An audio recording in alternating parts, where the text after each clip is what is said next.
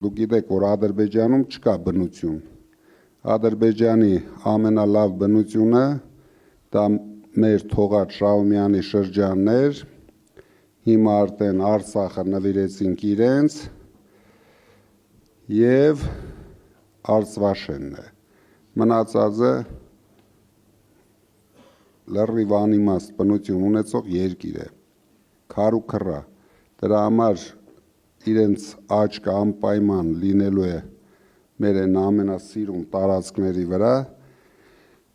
ինչի համար մենք պայքարելու ենք, ոչ մի 300,000 ադրբեջանցի չենք թողելու մտնեն Հայաստան, մենք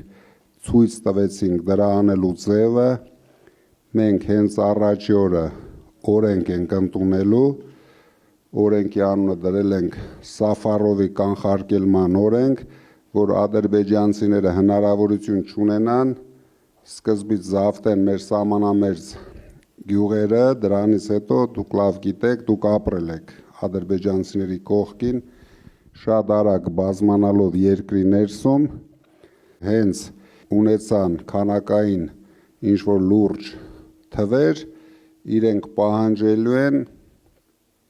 եւ շատ հեշտ հասնելու են ընդամենը մի հատ ռեֆերենդումով լուծելու են մեր պետության խնդիրները։ Մենք հենվում ենք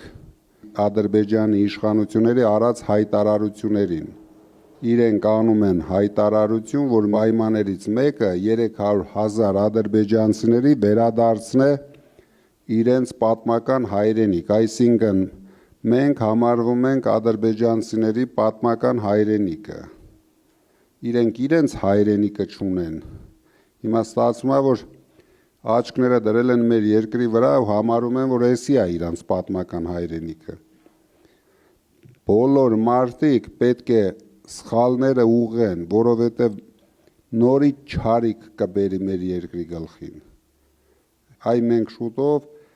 ամեն օր մեր ժողովուրդը իր մաշկի վրա կզգա նոր սխալ քայլերի հետևանքները։ Դրա համար ժողովուրդ ջան, դուք պետք է շատ ակտիվ լինեք, շատ ագրեսիվ լինեք, որովհետև բացի մեզանից, մեր ուժից չկա այնպիսի ուժ, որ կարողանա գոնե մոտենա այս խնդրի լուծմանը։ Միայն մենք ձեզ հետ կարող ենք ճանապարհել այս մարդուն, ինքը ես տեսնում եմ շատ մեծ հակումներ ունի դեպի Ադրբեջան գնալուն, չնայած ես ցանկանում եմ, որ ինքը վայելի իր ունեցվածքը Կանադայում, բայց տեսնում եմ աչքը միևնույն է Ադրբեջանի վրա է։ Բայց թող գնա Ադրբեջանում, ինքը կլինի շատ էֆեկտիվ Հայաստանի համար։ Կսկսի զբաղվել Ադրբեջանի տուրիզմով, ջնջի Ադրբեջանը, գոնե մի հատ լավ բան անի մեր երկրի համար։